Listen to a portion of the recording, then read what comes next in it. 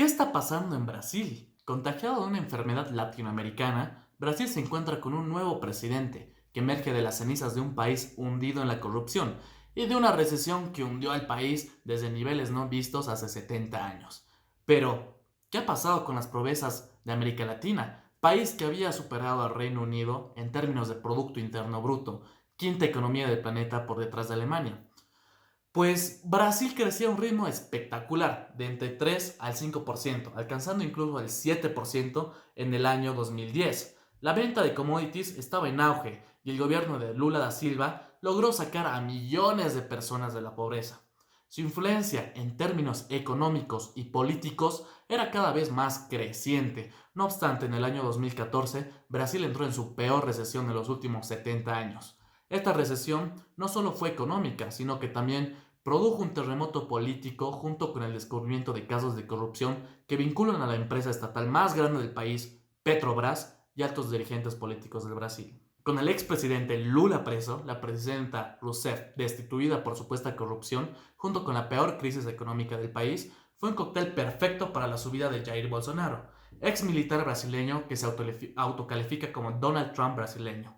El 1 de enero de 2003, Lula da Silva tomó posición en su quinto intento por la presidencia de Brasil, y lo logró. Su paso por el gobierno marcaría un antes y un después de la historia de Brasil. Lula siguió políticas macroeconómicas específicas durante su presidencia de 2003 a 2010.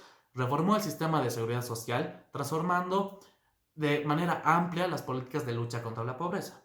Logró sacar a más de 15% de la población de la pobreza, en torno a unos 20 millones de brasileños. Esta fue la primera vez en 50 años que Brasil experimentó simultáneamente un crecimiento y una reducción de ambos en pobreza y desigualdad. Con el aumento de los niveles de vida y la disminución de la pobreza, Brasil entró en una fase considerable de mucho optimismo. Mientras Brasil pagaba sus deudas que mantenía con el Fondo Monetario Internacional, el país comenzó a descubrir grandes reservas de petróleo. Las agencias calificadoras internacionales elevaron la calificación de la deuda externa brasileña de especulativa a grado de inversión, así promulgando la confianza de los inversores internacionales. Entre la clase política brasileña se hablaba de un desarrollo sustentable y que a mediano plazo Brasil podría alcanzar un estadio similar a la de los países desarrollados. El optimismo no solo se intensificó en el 2007, cuando Brasil fue elegido para albergar la Copa Mundial 2014 y los Juegos Olímpicos de Verano de 2016. Pero en medio de la crisis financiera mundial, el balón debutante de Brasil se convirtió rápidamente en un fiasco, cuando golpeó una de las recesiones más resistentes de su historia, junto con la agitación política. Las raíces de la recesión se encuentran en el modelo de crecimiento orientado a la exportación. Brasil, en la primera década del siglo, dependió en gran medida de la demanda china de exportaciones de mineral, hierro, soya y azúcar. Durante estas décadas, los precios se mantuvieron altos debido al rápido crecimiento económico de la China. Sin embargo, en 2014, la economía china había comenzado a desacelerar. Ante esto, la demanda disminuyó y la política monetaria siguió siendo expansiva. El Banco Central de Brasil seguía bombardeando créditos a la economía y se otorgaron préstamos en condiciones concesionales al sector público, así como al sector privado. Sin embargo, no dio lugar a una inversión fructífera. Los préstamos se hicieron sin tener en cuenta el riesgo. El dinero no se aprovechó. Esto no solo sirvió para aumentar la tasa de inflación, junto con una activación de corta duración de la demanda.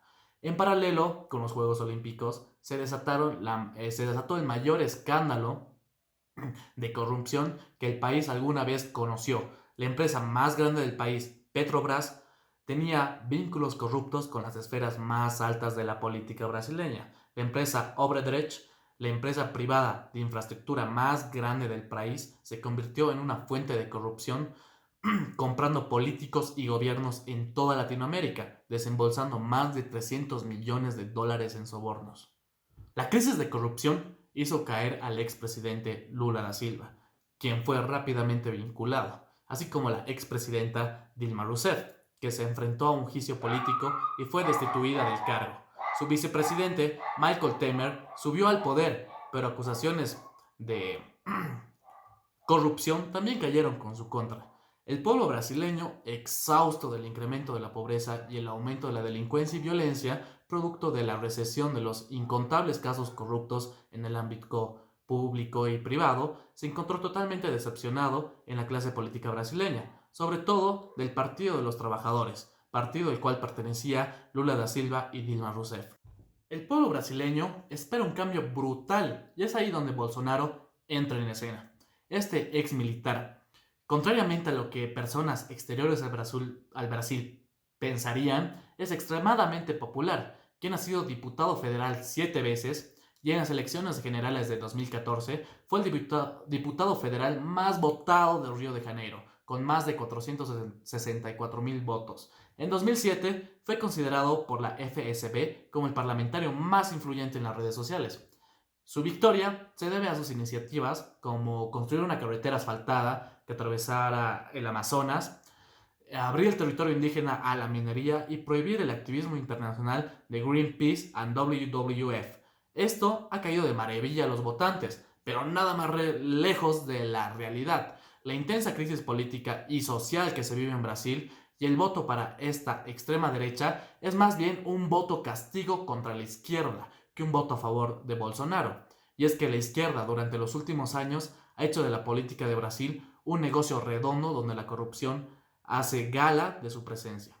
En tiempos normales, Bolsonaro nunca podría ser tomado como candidato presidencial viable, pero el nivel de división y erosión institucional en Brasil ha permitido que emerja. Así dijo un famoso politólogo llamado Matías López, salido de la Universidad de Harvard, especializado en políticas de Brasil. Ahora Jair Bolsonaro se muestra incomprendido ante la situación económica y las cosas no están saliendo como lo prometido en tiempos de campaña y puso prácticamente todo el peso sobre su ministro Paulo Guedes, al que se lo ha calificado como el superministro que tiene el objetivo de sacar a Brasil de la recesión fantasma que ya ronda la nación brasileña. Además de comandar el Ministerio de Economía, también le toca dirigir otra cartera la cartera del Estado, del sector productivo y comercial. Para ver el estado es necesario ver los indicadores, en este caso el PIB de la BBC. En comparación con el 2018, el PIB se contrajo en un 0.2%, un efecto económico negativo que no se lo evidenciaba desde finales del 2016. El desempleo alcanza el 12.5%. Se dice que más de 13 millones de brasileños están sin una plaza de trabajo. La deuda estatal también se ha incrementado a 77.3% del Producto Interno Bruto, que quiere decir que están más endeudados de lo que producen. El real brasileño también genera una caída cuando se lo cotiza con respecto al dólar. Las exportaciones cayeron también en un 1.9%, donde la reducción de estas exportaciones se habla de la reducción de metales, que disminuye debido a un grave accidente minero registrado a inicios de 2019. La propuesta del gobierno es de una reforma al régimen de pensiones, un tema que ha generado roces políticos dentro de la nación. La misma habla de recortes. Y pues también para que un varón brasileño pueda jubilarse tendrá que esperar una edad de 65 años mínimamente, una mujer de 62 años. Se espera que con esto se ahorre cerca de 265,000 millones de dólares en los próximos 10 años. Pero miremos a qué costo tendrá que ser todo esto. Una serie de políticas y decisiones políticas que evidentemente reflejan lo que ha pasado a nivel social. Una encuesta realizada del 20 al 21 de mayo de 2019 puso en exposición que el 36% de los brasileños desaprueban la decisión de Bolsonaro y 34% la aprueban. Sin embargo, este 36% es preocupante cuando en febrero de este mismo año el nivel de desaprobación solo era del 17%. Este país puede seguir el camino de su vecino Chile, donde hay medidas similares que han llevado al empeoramiento del nivel de vida de los ciudadanos.